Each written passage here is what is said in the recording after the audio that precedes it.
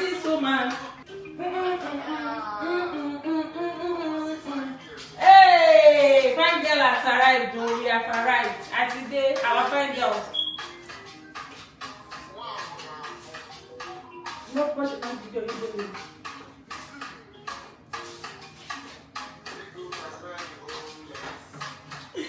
Yay! Yeah, we're back like we never left, man. Hello, everybody. Yes. Good evening, everybody. Good evening. How you doing? It's been a while. Yes, we're back again like we never left. We're back again on the program, Trending Gist. Please tell a neighbor to tell a friend to grab their seats and let's dine together.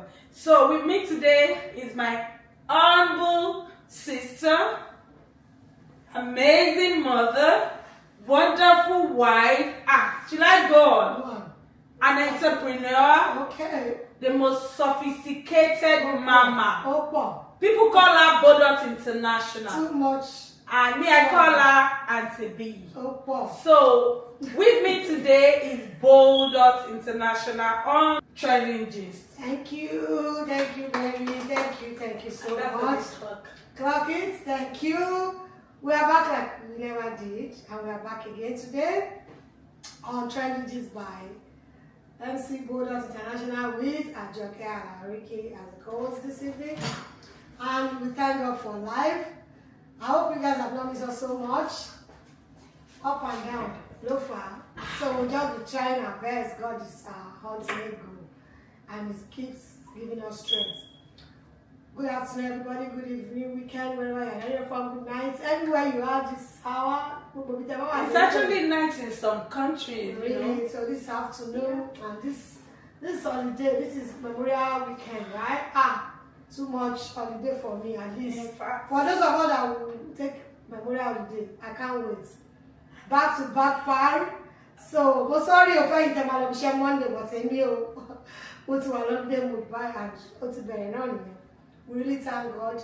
We thank God for the last time. I'm sure people enjoyed our weekend, that Mother's Day weekend. It was really fun. Today's gist, so yeah. let's first of all, before we go into the gist, Okay. let's give honor to whom honor is due Baba. to the people that watched that video. They didn't even say we just started.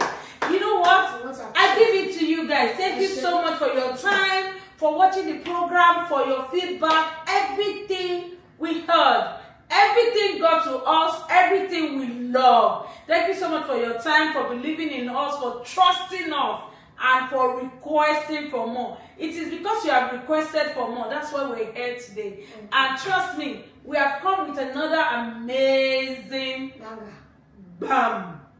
So, Boldot, where are you? What are we peddling our boat to today? Yes, we're talking about ways we can save money.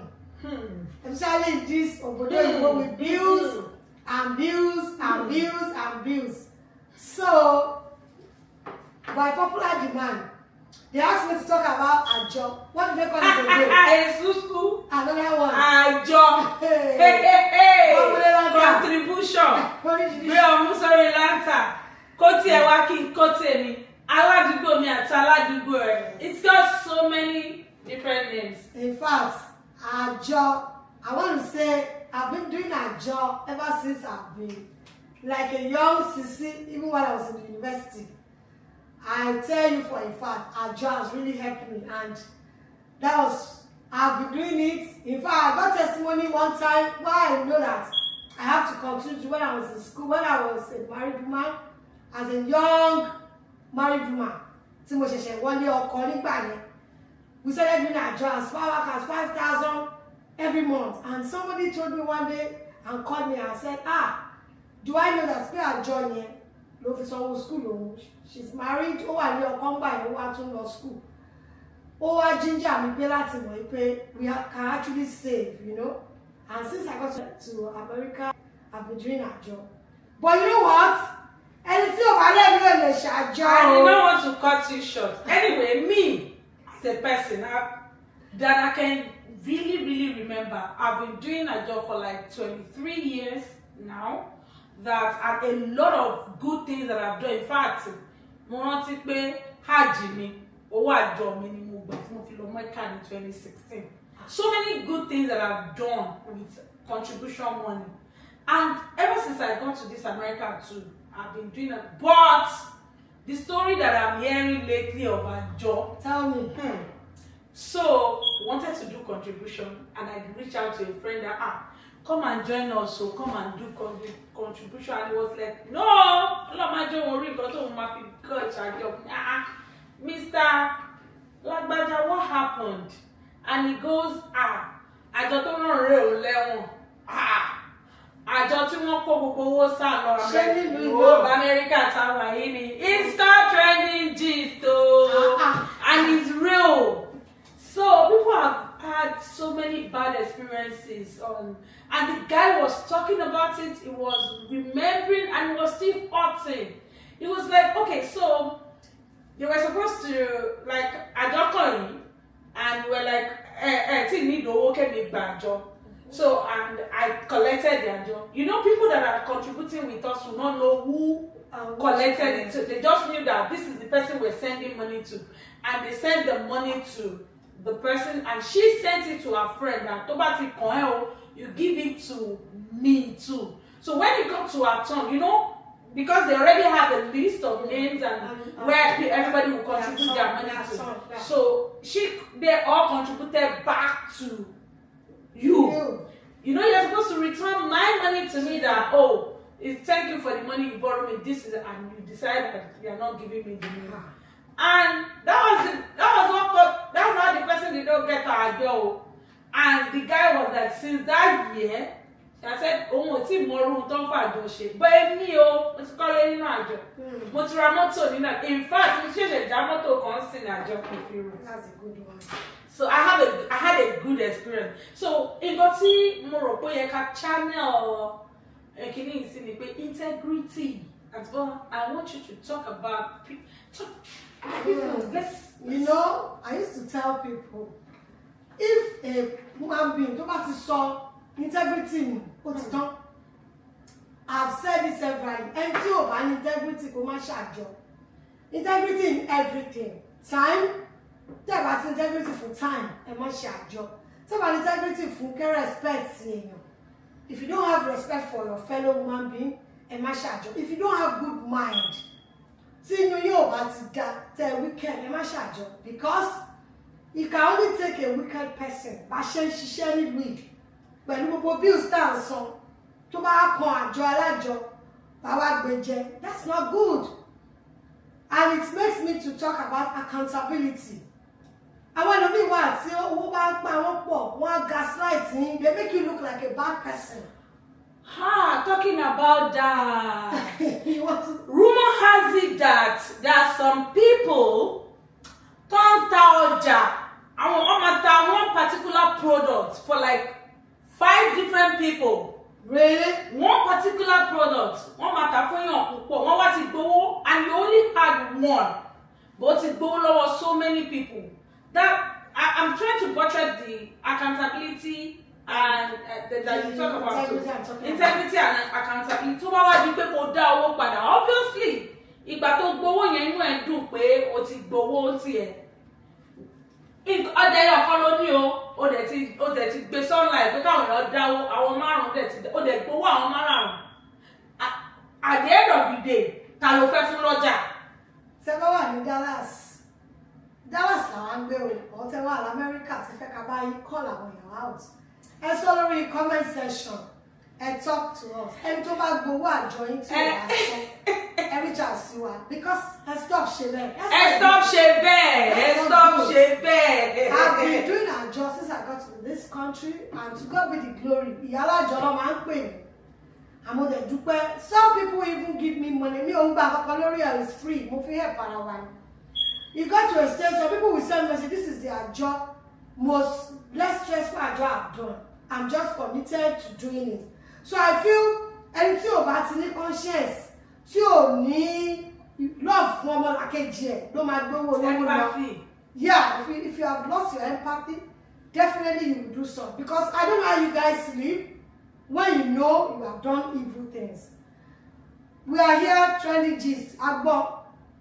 Ìlú wo la ti gbọ́ yẹn náà pé wọ́n sọ pé àwọn kan kówó lọ. Ṣé Chicago ni? Àti ẹ̀rọ Chicago àbí Atlanta. Àbí Atlanta. Wọ́n gbówó ẹ̀. Then àwọn kan wà wọ́n máa fẹ́ kó #1 with the intention of mo ti mọ̀ pé mo máa gbówó yẹn lọ. That's the intent. They already knew that they don't have any means. Imagine, clock in, clock out, gbaṣẹ́, ṣe kankan, dẹ̀ lọ join àjọ. Ibo ló ti fẹ́ rówó dájọ́. Àwọn tó bá ń ṣe bẹ́ẹ̀. It is just, and we're all adults in this country. Anybody tó olóríire ni anybody tó ra ticket tó wá sí ìlú yìí. I say it to my full chest pé anybody tó sọ fún mi say aróko lèèyàn kan, anybody tó tú owó jọ àwọn tó wọn ò bá lówó lọ àwọn ẹbí ẹ̀ lówó ni. Because tickets America are cheap, man. Whoever is doing that. So kó tó wá bí ó ń ṣiṣẹ́ tó bá wà mọ̀ pé ó ṣiṣẹ́ má gbàjọ gbogbo wa la mọ̀ wàhálà tá à ń go through nílùú tá a wà yìí. People are paying their job through their so people are doing 2 jobs so that they can come up, they can pay their job money. So ìgbà tí ọba wa ṣe wàhálà kan tó lọ ṣe housekeeping lójúmọ́.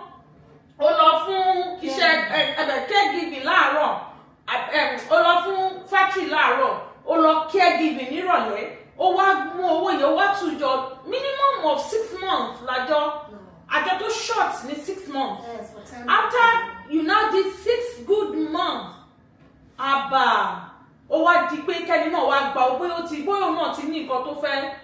Like me, someone like me, if I have a big project that I want to do, like I do adjust towards it. And when I want to do something, like if I want to protect myself, I do 6 months protection and I do adjust towards it. I'll collect the adjust. Mo mọ̀ pé ìgbà tí mo gbàjọ yẹn báyìí, at time tó máa gbaga account mi so kò kí n jẹ́ kó ní mi lára. So èèyàn tó bá wá ti ní irú plan yẹn tí wọ́n wá mú owó yẹn tó kó lọ ṣùgbọ́n kó ti bà plan yẹn jẹ́.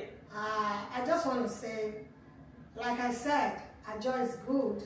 I won't because of people's bad experiences.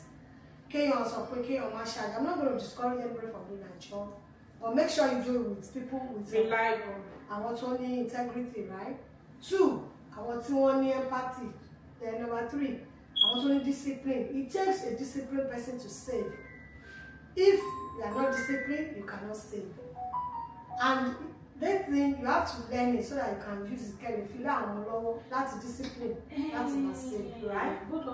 Mo fẹ́ kẹ́ bá mi sọ̀rọ̀ nípa nǹkan tá especially mo pé it takes dedication to be disciplined.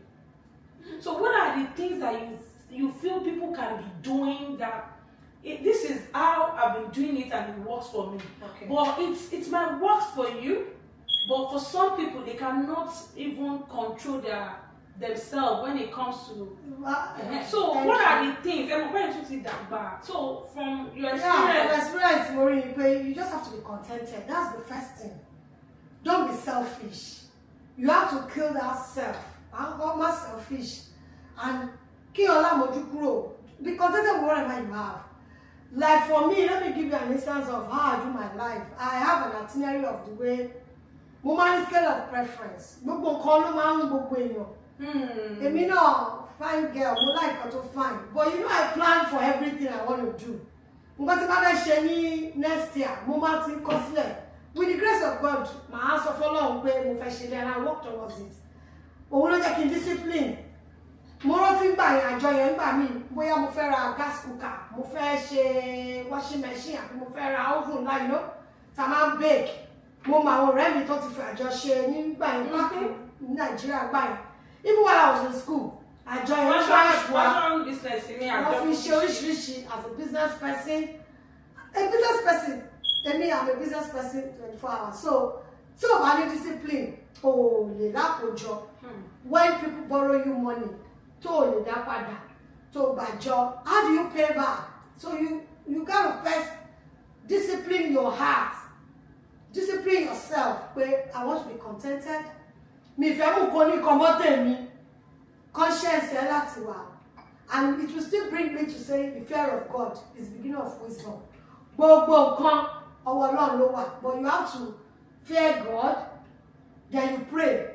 If I tell you bẹ̀rẹ̀ àjọ beginning of àjọ I will pray gbogbo àwọn tá a jọ ń ṣàjọ nǹkan kan ò ní ṣe yín o ẹ fowó yẹn ṣe rere ẹ dẹ̀ máa tún ṣe sí iṣẹ́ wa ò ní bọ́ to God be the glory màá rí àádẹ́ nípa parí ẹ̀ àtúbẹ̀rẹ̀ sí website àwọn míì àtúnjọ́ ìwà mi ìmọ̀ṣẹ́ o oore ọ̀fẹ́ ṣá ìgbẹ́kẹ̀lé mi but I won't tell you for free ó simple mo ti gba insult lórí àjọ people insult me tí bá send the reminder àbí mo béèrè owó pé táàbù ẹ̀kẹ́ sọ ẹ̀ tí san ẹlòmíì ò máa ṣọ́ wọ́n á tún gún mi lórí ẹ̀ but mi wà discouraged instead of that mo lè lu ẹni yẹn another person á tún join but I just want to say we should have empathy on everybody. And talking about yíyọ̀yàn yẹn náà àwọn ọ̀kan náà tún wà tó ṣe pé tó bá dájọ́ ńsìn because they've already known each other, maybe they've been in the group for a very long time and they're doing their job together and some new person now came wọ́n máa ní pé ẹni tó come last yẹn ló máa gba number last ó dìgbà tí gbogbo àwọn tó ti ń ṣàjọ tẹ́lẹ̀ bá ti gbàjọ tán èèyàn tó wá ṣẹ̀ṣẹ̀ dé yẹn ló máa kó last because meanwhile ọ̀yà kọ́kọ́ sọ ọ̀yà nǹkan tí mo fẹ́ sọ ni pé everyone only group títí ẹ̀ for my own group I have to test you like 2 or 3 times before o lè tiẹ̀ sọ pé ó fẹ́ gba earliest number mo discipline to that level yeah one more but from my own group from my own I'm not even talking about group from my own perspective what I would say is the same risk you're taking is the same risk I am taking as a new person. Because I don't know you guys. No, but I want to tell you, before somebody bring you to me, for instance, let me talk to you now as Olori Yala so let me use myself right now as an example. So somebody must have introduced you to me. So anyway, money repetition so join me last week I don't know you. You don't want to come and tell me people policy me. This is a true life story. I remember there was an Ajo that I joined there. But then I think about 6 years ago or thereabouts. So I joined this Ajo. Me, I always do number last. I don't have problem picking. I don't like to collect early because like people so I want to collect it and I'll be happy that so I didn't even know how they were doing it. I know I told them I wanted the last one. They wanted to do another one. And I'm like, they were like, they cannot give new person number. And I'm like, no. They said they were going to write names and throw, and everybody pick their luck. So everybody had already picked their luck. And they were now like, no. The person, they cannot give the person. We're all working in the same place and nobody is leaving. And as a rebel leader that I am, you said no. I said no. Hold on. I said it's the same risk that you are thinking of because I actually saw favorism. What they did was that they first of all they took the number that was picked. They now gave all the people that were doing their job before. They gave all of them. They now want to. I didn't need their job at all, but it was fighting. I actually fought it. Okay, I'm sorry that. Because I'm like. Because me only you know why? Do you know the risks I take? Do you know the discipline it takes me to my job? No. Do you know? But tell me. Okay, wait. Because women beings are so funny. So about to share any banzari, you will learn from people. And like I said, I don't think man share. I feel on èmi ò bá wọn ṣe onínọ́mbà yẹn ti kó bá àwọn èèyàn because ẹni tó ṣẹ̀ṣẹ̀ bẹ̀rẹ̀ àjọ tó mú number 1 tó bá gbàdé tó bá relocate kí ló fẹ́ sọ. Ìwọ̀n ẹni tó mú wá kò ní lè sọ pé òun fẹ́ guarantee ẹ̀, you understand what I'm saying? So I'm not going to do that as many tó bá mi ṣàjọ wọ́n mọ̀ mí. Àjọ di orí àjọ tí mo máa ń ṣe ni pé tó bá múyàn wá màá bí pé ṣé o guarantee ẹ̀ tó bá sọ pé kí fẹ́ ní ẹni number 2. Báwa ṣe máa ń ṣàjọ ni pé we do our job based on the needs. Yeah. Like à ń ṣàjọ lọ́wọ́ ń sìn kò tí ì parí. Ẹni tó fẹ́ gba ó ti mọ mélòó ló kù. Ẹni tó bá fẹ́ gba àjọ tó kù tó fẹ́ parí á ti wá pè mí.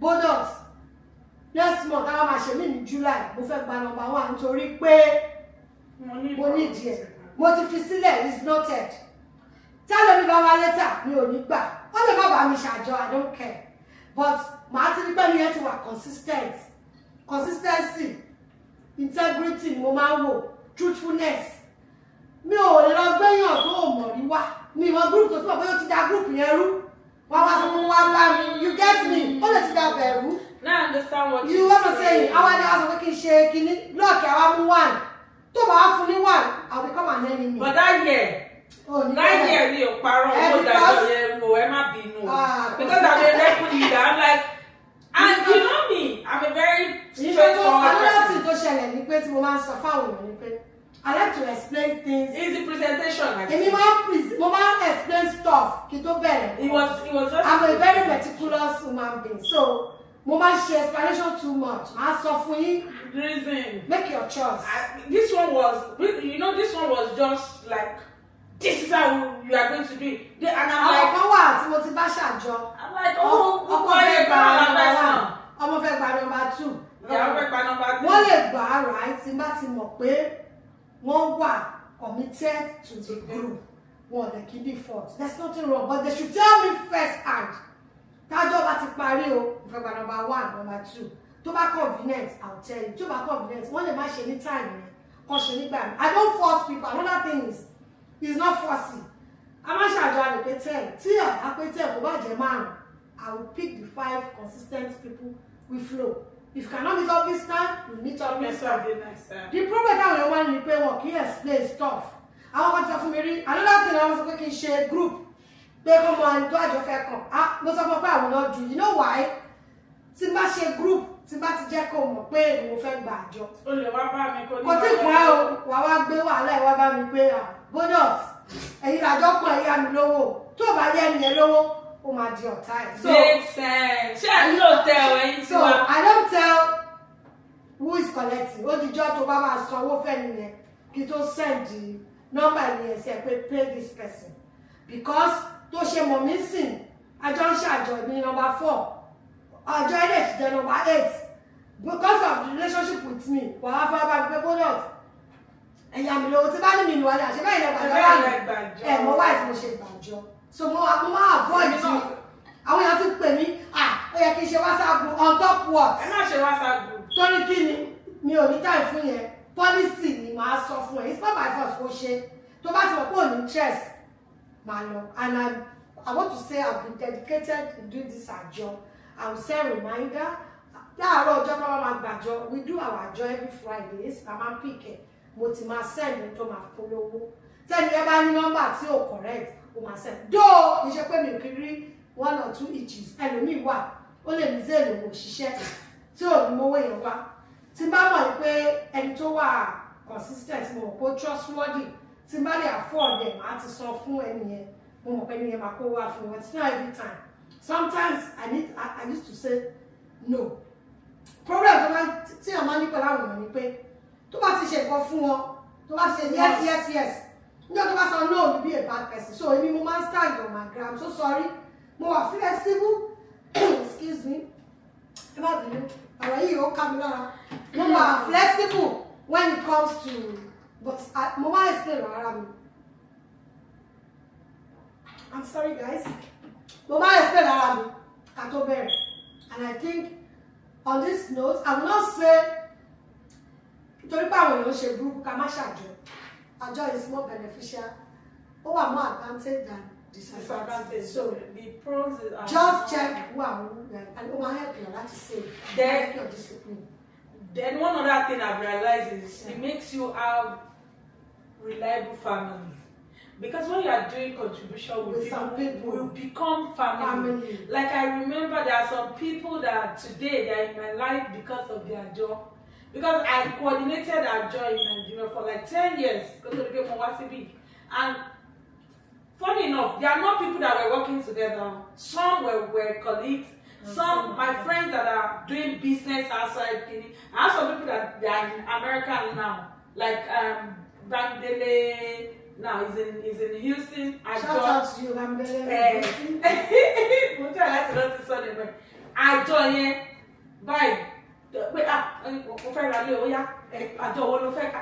Back then I think she 200,000 500,000 in a month tó dẹ̀ jẹ́ pé wọ́n máa ṣe kí ni wọ́n máa kówó yẹn kalẹ̀. So many things tá a ṣe. Gbogbo nǹkan tí mo sọ yẹn náà it takes integrity. Adẹ̀sí sọ̀rọ̀ ẹ̀ sí tó bá jẹ́ pé èèyàn ti ṣe nǹkan nígbà yẹn táyé mo ti gbàjọ tí mo ti gbowó wọn tí mo ti fowó wọn ṣe sọ́ọ̀sì.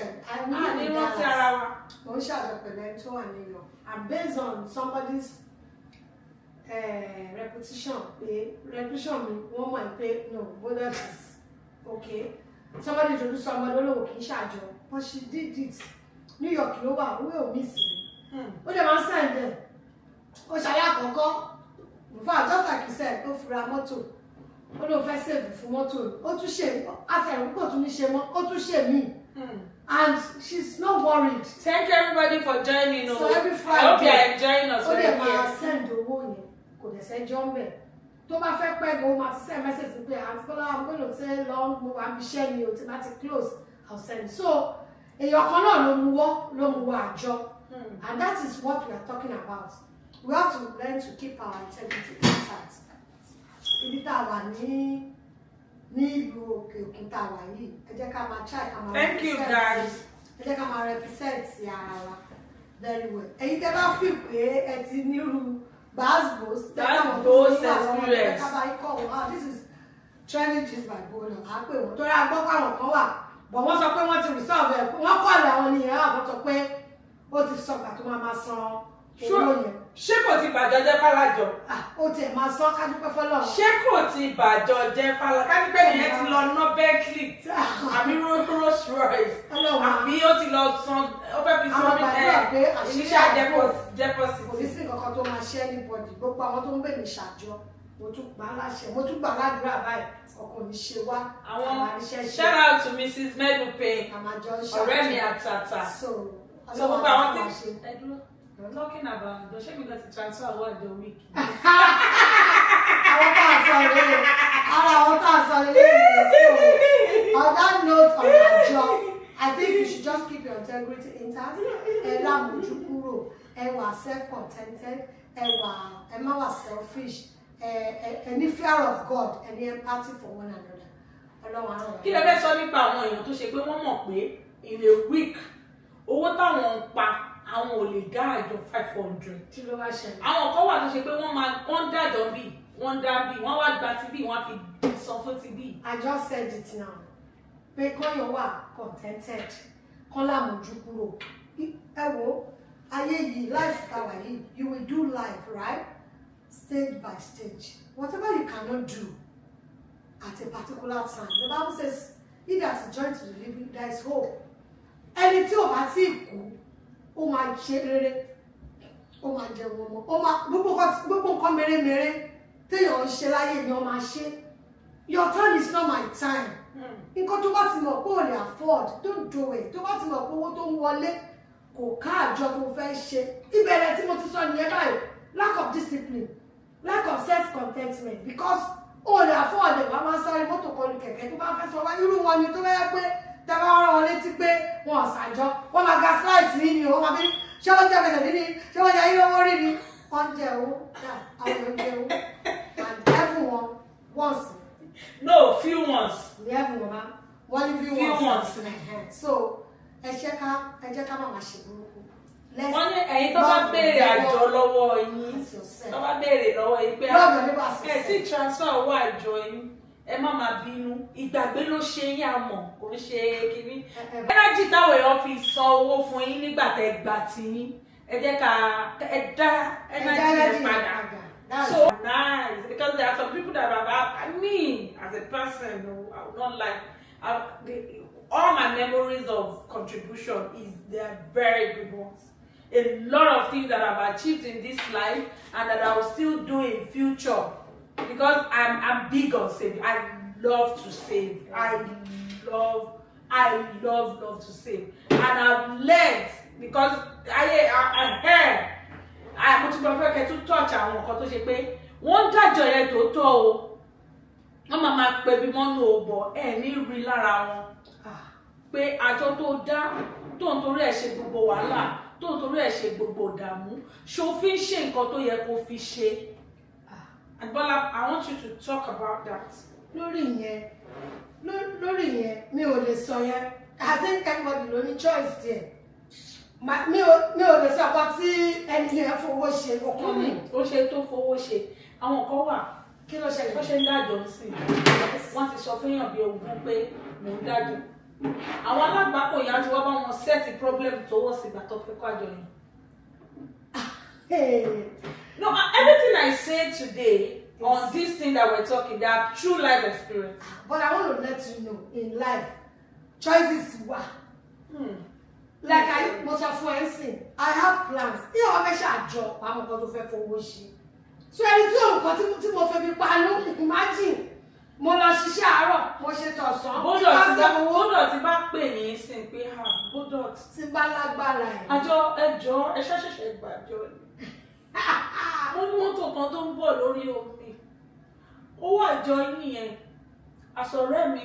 Ìgò fún ẹ. Ẹ̀yà mi tí mo bá ti ta mọ́tò yẹn tẹ́tẹ́ bá mú kọ́ fẹ́ fi clear tí wọ́n ti ta mọ́tò yẹn. Owó yín báyìí mo máa kọ́kọ́ yọ fún yín. Mo dẹ̀ ti mọ̀ pé méjìlá àjọ tẹ fẹ́ gbà ẹ máa gbọ́ o. Mo ti mọ̀ pé méjìlá àjọ tẹ fẹ́ gbà ẹ gbàtà alákọ̀ọ́kọ́ yẹn kó fún mi pé kí n kọ́kọ́ lọ fi clear mọ́tò. Mo tún wá mount prayers ní pé tètè gbá kejì kókó wá. Ara nǹkan tí I said something. Mo ní mi kì í ṣe WhatsApp group tó fi máa mọ̀ pé mi làjọ kan. I don't do it. Ara nǹkan tí mo lè mi ò kì í ṣe ní group mi nìyẹn. Mi ò ṣe. Some people used to say I should do, but that is why mo avoid kí lè keep owó ẹ̀ kó save. Because tó bá ti mọ̀ pé mi ni mo làjọ, màá dé èèyàn burúkú tó bá bá mi pé kí n yẹ lówó right. But another thing is, I've learned over time, over my life, láti mọ̀ when to say no. My yes is my yes, my no is my no. When you mean to say no. When you mean to say no. Àwọn èèyàn kan wà, wọ́n máa please èèyàn too much at the detriment of yourself. The Bible says, love your neighbor as yourself. Ọlọ́run sọ pé kí love neighbor mi jura mi, love my neighbor as myself. So, mo máa mú scripture sínú ayé mi, màá love rẹ̀. Mi ìlẹ̀ ní nǹkan tí mo fẹ́ gbọ́. Mo mọ̀ pé ó máa nígbà mi tí èèyàn need help. Má tẹ̀lé ká sọ àjọ nìkan. Sometimes some people need help, you need to help. But I do. But the thing is, màá ti mọ̀ pé èèyàn tí mo bá sọ̀rọ̀ èèyàn tó wà tó decent. Some people are not decent, are not disciplined on money. Financially, break gene discipline. So I'm not going to toy with that kind of money. Tí ma fẹ́ give any lówó, màá fún lówó tí mo mọ̀ pé tí ò bá fún mi ní kú. A máa help ara wa, ó yẹ ká máa ran wa lọ́wọ́ is a good thing, but àwọn èèyàn ti fi èèyàn burúkú ti bá. Not to abuse them. So God will help us. We just want to say on this adjustment, if you still want us to talk about it more, you can give us a call, you can talk to us. You know the number to call is 469-512-5168 and 832-430-9469. Why the essence of this gist, sometimes we're going to discipline ourselves on what we feel that can represent our well, where we find ourselves, anywhere abroad, at a place. Àwọn wà tí àgbọ̀dọ̀ kọ́ wọn gbọ́dọ̀ bá lọ́wọ́ wa wọn gbọ́dọ̀ gbọ́ kí káwọn máa bá yín jà ní káwọn yín máa gbọ́ pé wọ́n dàbí pé ẹja yìí ẹgbowó àjọ alájọ àbí ẹgbàwó lọ́wọ́ ẹ̀sọ́ abẹ́rajà ẹ̀sọ́wó. Boldot, that's good. Dragging come bá lọ́wọ́ èèyàn gan tó ètò ni pé our children are looking up to us and whether we like it or not, they are picking some habits from us. So, and they said a good leader leads by example. Yeah. If you don't present yourself well, you're not upright, you're not disciplined, you're not laying a good example. What are the things you're thinking that your kids are? They are watching you. You are their mirror. They are looking at you. They are picking consciously and unconsciously. They are picking some habits from you. I think. And if you sit back, you think, what are they thinking about me? My kids know that tí mi bá lọ ṣiṣẹ́ ilé ni mo máa wà. They are mo máa bá wọn jà ní báwo ló ṣe máa jáde tó ní mú kọ́kọ́rọ́ dání. because they know that mommy will always be at home, and they also know that there is no way I'm going to me Nidagbere. So those are little things that you don't know. In fact, my friends will say, Momo Bitewa, Shebi, you were saying on Saturday, Shebi Mowa Boldot Friday. Because my people knows me. So let people know at least in your bio, in your dada new. Even but there are some things we let's turn on back and call on read wa. I get down when you're not read wa. But over Benny, that Joe, only go well. That thing goes a long way. On that note of my job, empathy. Come over self-centered. Come over discipline. And the bathroom is pay or I join your pushing penny like you. I want to buy a woolly got this. You can call me privately and talk about it. God will help us in Jesus' name. So, Ajo, as I'm told Timo, I want to share enjoy one. This is Trending Gist by Boldot Ajokeala Oriki. So, kituni topic there's topic méjì la mú wálé ni o. So, on the streets of Instagram and TikTok, it's been going on for a while now. Pé àwọn èèyàn kàn máa lọ bóyá fẹ́ndọ̀ nìyẹn lọ ṣiṣẹ́. Ẹ ti bí oúnjẹ lẹ lọ tà, ẹ ti ṣó àwọn èèyàn ti jẹun tó ṣe gbogbo ẹ̀. Kọ́kọ́rọ́ mọ́tò yín dẹ̀ wà lọ́wọ́ yín. Ẹ dẹ̀ ń ṣakọ lọ sí di mọ́tò yín báyìí. Ẹ dẹ̀ dé di mọ́tò yín lọ lẹ bá bẹ̀rẹ̀ sí ní wọn 6 feet. Lẹ́wọ̀n lọ lẹ́wọ̀n padà because mọ́tò yín ti disappear. Don't tell me. By the time sábà máa rí mọ́tò yẹn báyìí, Olúwa o, wọ́n ti change àlámọ̀rí mọ́tò yẹn láti Mercedes sí D because wọ́n ti dismantle. Mi ò bẹ́ẹ̀ tẹ̀, ṣé wọ́n jí láti wà ní àbí wọ́n jí láti gé wẹ́wẹ́? Wọ́n jí láti ṣe so many things, wọ́n jí láti pa ìwà ẹ̀dá. Ṣé within ni àwa ara wa? Is it within us or other countries? Àti ẹ̀wọ̀n torí wọ́n ní pé according to, it's trending gist we're talking about. It's that I made up. It's something that I heard.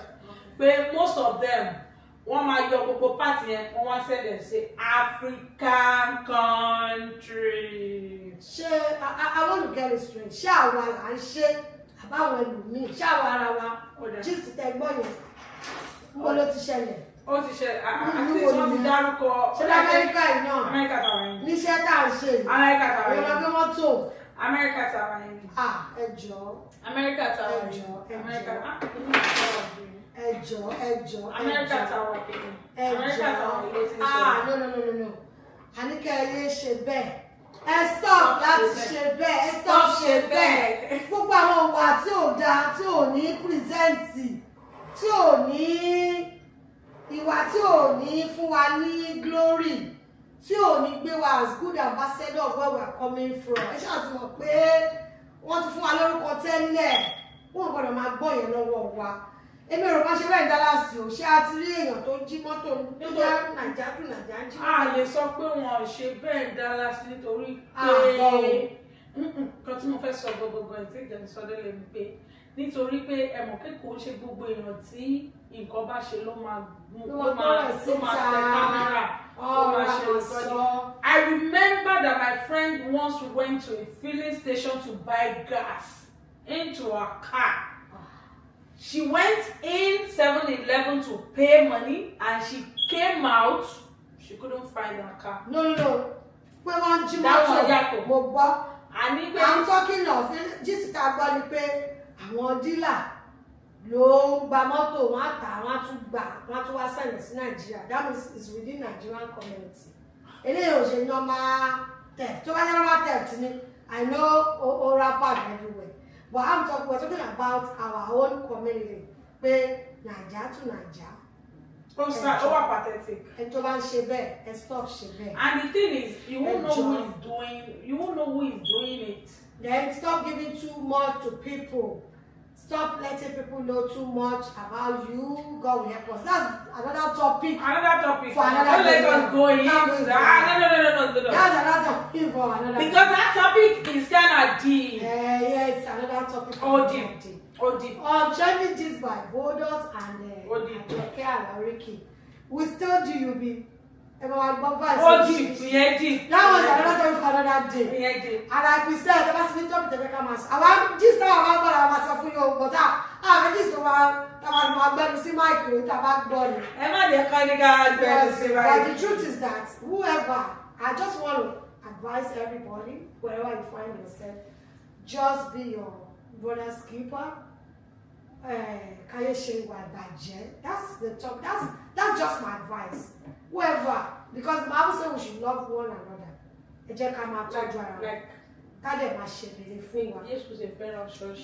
So jẹ́ ká mọ̀ ká níbẹ̀rù Ọlọ́run. Gbogbo nǹkan náà ni tó bá níbẹ̀rù Ọlọ́run kò ní robi sí ọmọ làkejì, especially in this country. Bá ṣe ń ṣiṣẹ́. Mi ò mọ iye tó ń sọ fún nursing. I know how much I'm paying now. Ọmọ yẹn tí gáàsì jẹ́ is a lot. Owó yẹn ò tiẹ̀ ká bí ìzùwà mọ́. Orí ọ̀fẹ́ la tún gbà báyìí. Àti ṣe wá You know why in Nigeria, sorry, is my sister. In Nigeria, was like 101. About the 001.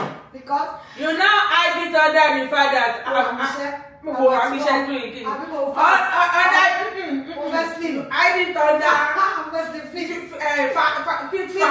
did so but one thing that I know that people know, if you don't know that about me, know that now. Because I talk in jail. And I eat good food. See, she shared goni. That's what I tell people. I remember part of the reason that I don't really. No. I'm too sorry. Tabaka doctor can jail.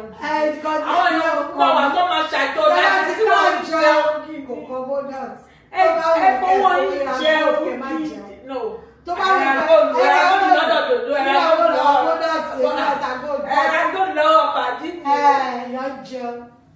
Is your personal choice. Every workshop is your personal choice. Never say oh school, but never think about job.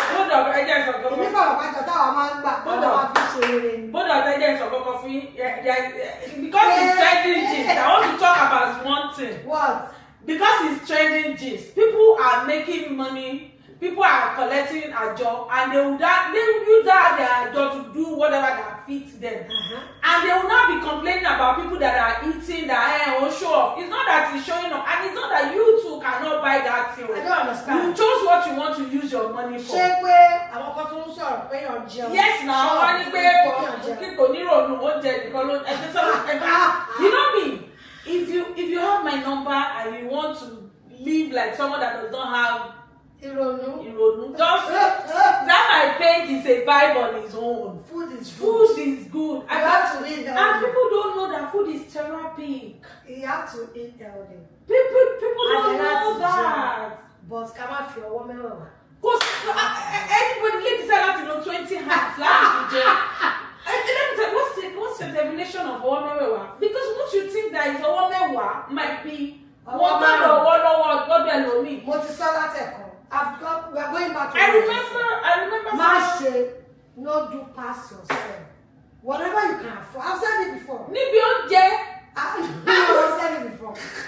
Whatever you cannot afford at this time, you can definitely afford it at that time. So if you see someone that can afford it, someone that can live it, someone that can eat it, someone that loves food, someone that loves food. Some people are the right player in eating is good. So if you see someone, don't project your stinginess into the life of those people. What thing I know when about you see myself, tell them.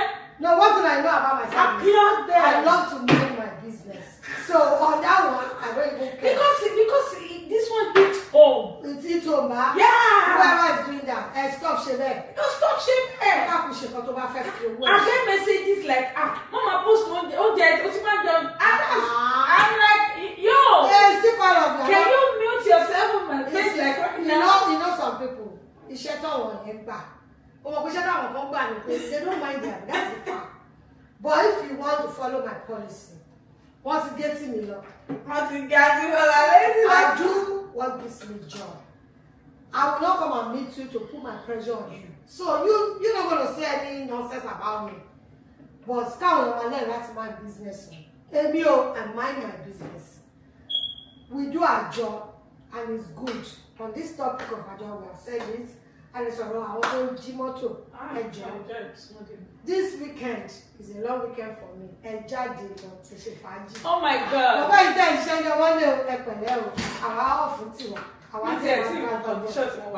I'm sure. On this one, I want to shout out to some people. Today I have my two sisters in Ghana. Today is their 50th birthday. Okay, before that, let me quickly do this. Okay. Before the shout out for birthday. Okay. On the 5th of June, ní Dallas, Texas, ní Labash Event Center. Ojúde Ọba, mo ti sọ fún gbogbo àwọn èèyàn pé kó lọ rán aṣọ. You know, it's a royal. Ẹ mọ̀ bó ṣe máa ń ṣe Ojúde Ọba ní Nàìjíríà. Everybody máa múra, tó máa wọ aṣọ òkè, tó máa wọ tọ́mọ. So Ojúde Ọba, Alhaja Tawakalitu Fowosere, she's also a promoter of culture, and she's bringing to us so many artists, both the one in-house and people like Boldot too are coming. A lot of people are coming. Special guests in our one. And the good thing is, so Ìyàwó Jẹ̀bú. Yeah, That's true. She's also Ìyàwó Jẹ̀bú. Everything, everything. Next year is going to be on the field, but this year, feel free to come in. It's free, but if you want a VIP table, that's when you pay. Yeah, it's a free entry. But for entrance, it's free. Save the date, and the program is going to start on time because they have a lot of things to do. So please come early. So because if you come early, you will be able to kick start on time. So now we want to give shout out to. Yeah, on that note, you just said about Ojúde Ọba. Ẹ yẹ kí n kí àwọn tó fẹ́ ṣe iléyá next week. Torí iléyá before Ojúde Ọba. And on this note, I will celebrate you first. Alhaja Zubrat. Alhaja Zubrat. Ẹ kú palẹ̀mọ́ iléyá o. A bá wa láyé, a bá wa dáadáa. Mo fẹ́ shout out to àwọn Muslim brethren wa. Alhaja Tawakalitu Fowosere. They are Muslim. Alhaji in advance. Labash now. Labash. I beg you, happy Barika de Salah. Alhaja Mazida. Mida's Kitchen. Alhaja Kemi Odumosu. Alhaja Kemi. Aya wọn ní Jẹ̀bú, ìyàwó Kemi nìkan ṣoṣo. Mo fẹ́ kí ẹ kú palẹ̀mọ́ iléyá. Mo fẹ́ kí Alhaja Ajokeala Oriki òfò pàdé mi tó ṣọ́. Alhaja Ajokeala ọmọ Jẹ̀bú. Ó dàgbà mi kó láwọn ọmọ. Gbogbo ẹ̀yin tí Alhaja Kemi Salam. Alhaja Kemi Labash. Sí máa parẹ́ ọ̀. Sí máa parẹ́. So gbogbo ẹ̀yin Mùsùlùmí. Alhaja mo ti pé mo dúpẹ́. Mo dúpẹ́. Gbogbo ẹ̀yin Mùsùlùmí tẹ̀ ń ṣe lé. Àmọ́ mo ní Alhaja Káfí. Alhaja Káfí Èkó. Ìyẹn ti fún wa ní déètì àwọn pàtí ní Yàfọ́. Fẹ́ jẹ chicken. No, ẹ̀pà ẹran ọdún tí pẹ́ka ti jẹ ẹran ọdún. Maki princess náà princess Dosu Abiola Dosu. Ẹ jọ̀ọ́ ẹ pè mí. Ọmọ ọdún fún Adé Òròlú, ọmọ Kìgílà Gbáró, ọmọ Ládé àwọn tó fẹ́ ṣe bẹ́ẹ̀ dé kí ni ibo làwọn ti wá. So gbogbo yìí o ẹran ọdún afẹ́jẹ́. Ẹran ọdún yẹn ló ṣáà ìpàtẹ́. Ó wà ìpàtẹ́ mi ò fẹ́ chicken. Mi ò lè fẹ́ ẹran tó fẹ́. Noted, èmi ò tí ì wọlé yá. Okay, tẹ́ bá ti wọlé yá. Èmi ò tí ì wọlé yá tèmi. I want to greet all. Ẹ̀yin tẹ́ ti wọlé yá. A fẹ́ fi opportunity pè yín pé a fẹ́ kí yín pé ẹ̀mí aṣọ̀kan. Alhaja Usman. Rukayat and Abdullahi. Usman. Àkú ọdún. Alhaji àkí gbogbo yín. Alhaji Abdulrahman. Àwọn ti pè pàdé wa Mrs. Kògbèrègbè. Alhaji Latifatu. Alhaji Latifatu. Alhaji. She's in Saudi right now. Ọlọ́run àṣẹ àràfà yín àṣẹ nírọ̀rùn fún yín o. ẹ̀mí wa máa ṣe ọdún láyé a ti ṣe tọdún àti máa ṣe ti next year a máa péjú ṣe. àti ẹ̀mọ̀ bóyá Christian ni celebrity song ń tiẹ̀. Alájà Abíọ́lá lọ́lẹ́jẹ̀ Mùsùlùmí ọdún. Kábíyèsí wa ọba Akilẹ̀. Àwọn tó ní ojúde ọba ní kábíyèsí o kábíyèsí o ọba Akilẹ̀. ẹ̀wọ̀n màmá kọ́ wa níjẹ̀ kábíyèsí Akínyìn o. So on this note, want to ẹ̀wọ̀n tẹ lórí bẹ́ẹ̀ di nǹkan láwọn mo fẹ́ kí so mo fẹ́ fi àsìkò yìí èyí tí a máa ń wò wá nígbà yìí o ẹ bá mi send greetings wa on this topic on our gist on lórí table wa báyìí orúkọ yín jáde lẹ́yìn 50 years ni wọ́n pé Pastor Ronke Ayérabọ́lá wọ́n pé 50 years wọ́n ti lè ṣàlùmọ̀ wọ́n ti lè shout out to her long life and prosperity bẹ́ẹ̀ni wọ́n pé 50 then Mrs. Omorisola Ọ̀ṣílàjà àwọn Ìjẹ̀bú náà nìyẹn a fẹ́ kí àwọn náà kó 50 Ìjẹ̀bú làwọn méjèèjì. Mo fẹ́ dúpẹ́ pé long life and prosperity ẹ ti ṣe 50 ẹ ṣe 60 gbogbo àmàdàgbà ẹ ṣe 70 ẹ ṣe 80 òṣà akérò kò délé orí the fruit of our labour. We want to thank God for this edition. We want to appreciate God. For what God has done because we can be Fajiwa for. Oh, that's Fajiwa. One bus stop to the other. Weekend. So, I think I'm on the graduation. So, in this month of May, we've got so many graduation. I'm personally saying thank you to you people. Thank you guys for all your efforts, for the time, for the studying, from jumping from one class to the other, starting from ọmọ tó wà láti kindergarten ni mo ti bẹ̀rẹ̀ gbogbo ẹ̀yin graduates, because the fact that your mom had to wake you up and take you to school, this and congratulations mothers, congratulations to fathers that do school runs, all of us and the graduates. I'm personally saying congratulations to you. Lágbára Ọlọ́run lẹ́yìn tẹ́ graduate ìròyìn aburú kankan ò ní sí ẹ ní kú mọ́ wa lójú á jẹun ọmọ tó bá dìgbà tí a fẹ́ jẹun yín lágbára wọn ní dìde ìṣẹ́jú márùn-ún fún kankan nù wa ọwọ́ tó ṣẹ́gun sí òun ló máa jẹ ọbẹ̀ gbogbo òbí abiyamọ ẹ máa jèrè àwọn ọmọ yín gbogbo ẹ̀yin ọmọ náà ẹ fi nǹkan ẹ fi ṣe rere congratulations and well done kudos to you guys. Ẹ ṣé gan ni. Thank you guys. We say congratulations. I love jẹ gbogbo oríṣiríṣi gbogbo ẹ tẹ invite wa àbọ̀lé wa jẹ graduation. Thank you. On this note, we have to call it a day. And unfortunately, and subscribe to our YouTube page. Yes. So you can watch this. Click it on our YouTube. Come to post it. I'm gonna send the link. Support us by liking, by subscribing, by commenting. Whatever we make a topic, we make a song next time. So tell us the gist for shooting next week we have guest is coming next week, so we'll be doing if possible we'll be doing a week with guests, a week without topic. So, and if there's a guest available and you want us to interview, you want to be our guest, and if you want to sponsor us, so that our guests come and beg of more, we are ready for you. On this note, on training gist by Boldot Ajokeala Oriki. Thank you so much. Have a beautiful Memorial weekend. Efiku, clocking. Thank you. Bye. And that's on period. Thank you so much, everyone, for joining us. Thank you for the love.